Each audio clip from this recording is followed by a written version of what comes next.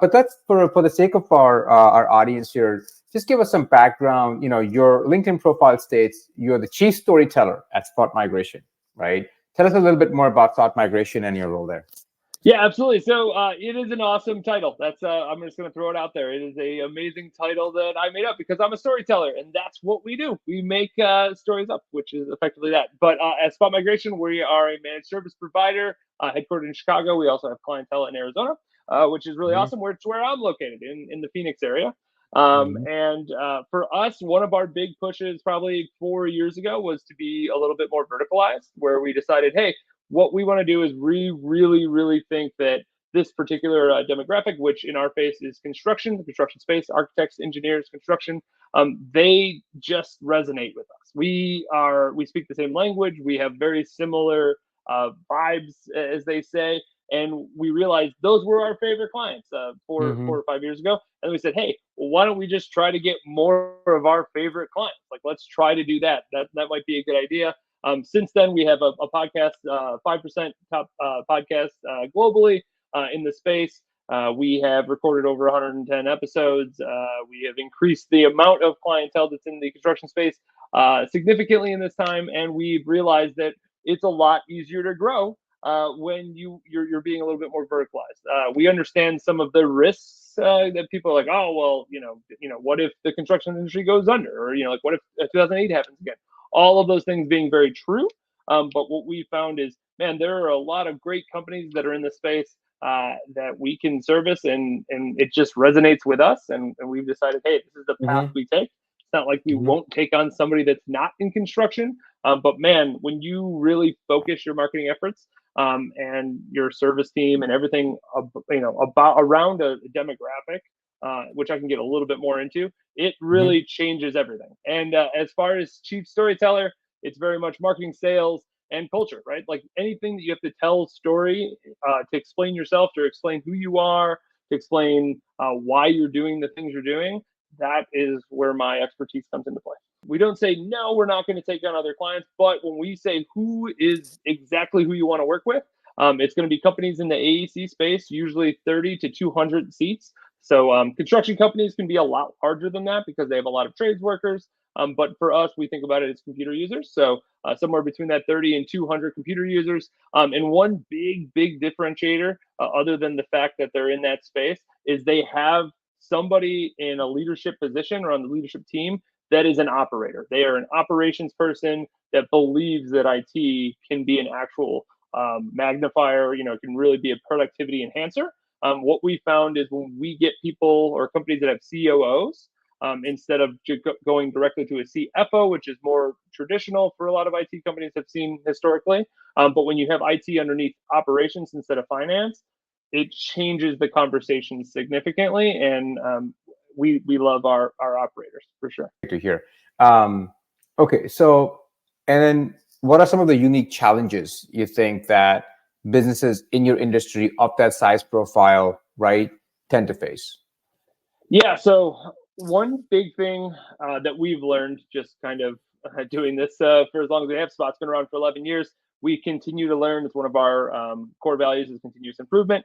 And what we find is we get companies from all shapes and sizes on the operational maturity level, right? So you could be somebody that like, I'm running a business and I really don't have a lot of business thought, acumen, and maturity, all the way to, oh my God, you're a trailblazer in front of everybody, right? From 1 to 5. And for us, what we find is when we go into most prospects, they're lower on that scale, right? They're not necessarily always a 1, but they are lower on the scale, certainly. And it's our job to educate them why it's a business decision. IT isn't a technical decision. It's a business decision. And anybody can do the technical. It's more of what's the business parts that company is bringing to the table. For us, we believe wholeheartedly it's all about process. It has nothing to do with, again, the technicality of things. It's more process driven. And that's what companies seem to be really attracted to us. We are an entrepreneur's operating system, or an EOS company, which we've been working with an implementer for over 5 years now. And that helps us build process. Our SOPs, or our core processes, what we call them, are very robust and very built out. And that is a massive differentiator for us. Matters. So like construction companies cash flow is everything. It is Right. absolutely everything.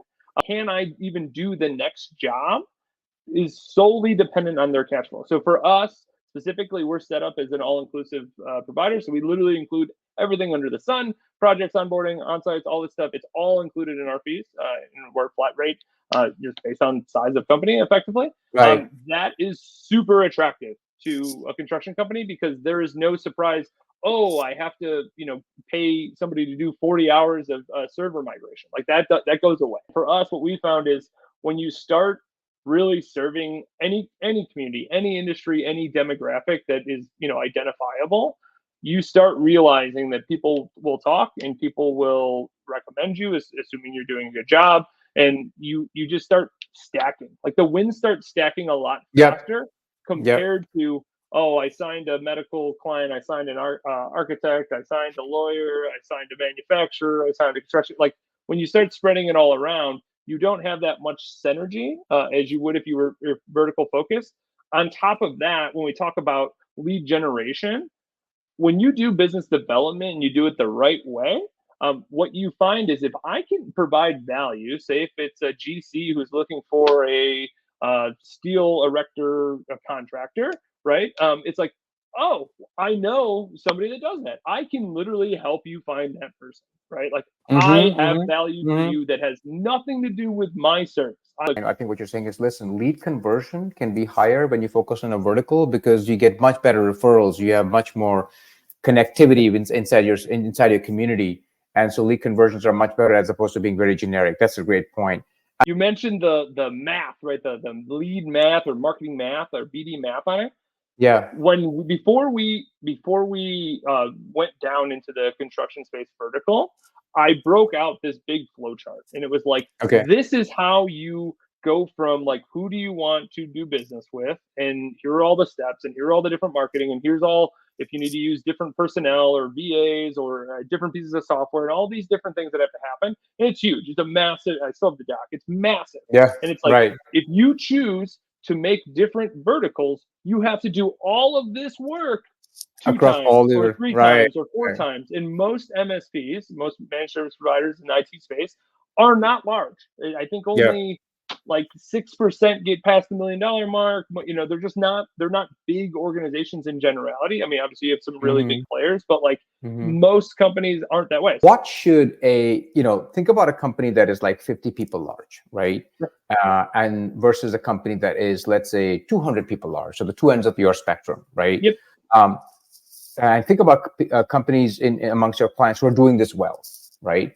How should the operating model of one company that is 50 people large be versus the guy that's 200 people large? And what are some of the differences you expect to see across the two of them in terms of what is developed, what is not developed? So very surprising where maturity level, to talk about that OML, where that kind of sits. Obviously, if you took a graph, as you get bigger, you should have a higher maturity level. Just in general, that doesn't necessarily mean it's true. Depending on the type of business you have, you can be very big and have a good amount of revenue. You just, it's just the nature of what you do. Like law firms are a good example of this. Like you can get away with not being as operationally efficient because you just have a really high hourly dollar amount, right? Like that's just the nature of what they do. So where it's not always true, I do think you have a higher maturity level generally as you get larger, right? So when you think of a 50-person company, they may not have thought about risk as much, right? So risk comes in different ways. You talk about cyber risk, right? You mentioned, obviously us in the construction space, they're always the top 5 attacks. It's just because they move so much money around, they have less technical people around. Like it's just they're very ripe for attacks. Like that's just how it is. So 50-person company won't think about those risks as much as a 200-person company because there's inherently more to lose, right? When you're larger, so you start having more of those ideas. But that's the cyber side. When you think of the IT side, there's also risk. Like what's the risk of having a downtime event? What's the risk of migrating to a new platform? What's the risk of people taking 2 minutes for an email to load, right? Like there's so much risk in regards to operations and productivity that happens. Not necessarily, oh no, somebody's going to steal my data or they're going to lock me out of my data. It's more of like, what if you're just not operating efficiently? There's a lot of risk there. And at the 200 level, you're seeing, okay, these are more conversations that we've had, maybe not that one specifically, but about Yeah. risk more. Like, what's the risk of us doing this? And that could be an HR risk, that could be technology risk, legal risk. I mean, like, there's all kinds of risks that can happen. So that's one big thing we see when you see a larger Yeah. company. It's usually more risk mindset or mindset around risk in comparison to, I'm just trying to get out here and grow, or I'm just trying to Yeah. survive, I'm just trying to do those Yeah. things. You see more of a risk mindset. What are some of the typical challenges that these smaller MSPs you think are facing when they're trying to grow? Is it business development? Is it sales? Is it marketing? Is it like not having the proper technology stack? What do you think are the big moats for them?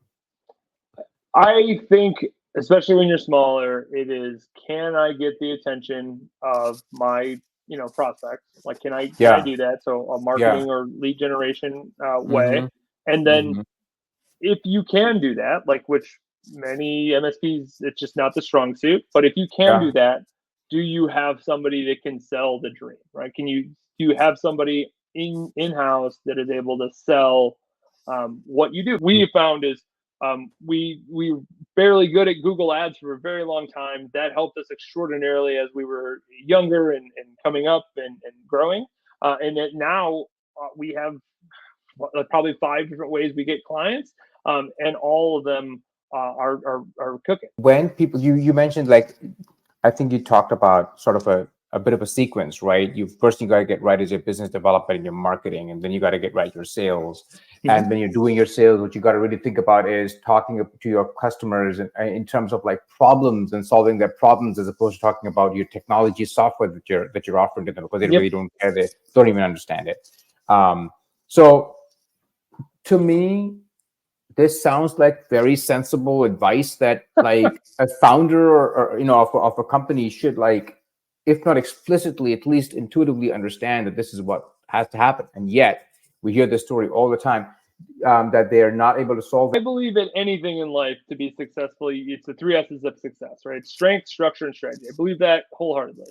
Now, most owners, certainly if a founder, right, most of them had enough strength to say, hey, I'm going to start a business. I'm going to get up every day and do this thing. And like, you're cranking away at it. If you are super, super, super passionate about it, you will grow. Like, you will absolutely grow because you have enough strength to do it. Now, you will hit a ceiling because you have no structure or strategy, or both of them, right? Like, that's going to happen. And I think that that's where people get in trouble, right? So what's the strategy? Where do you want to go? Like, where is that, right?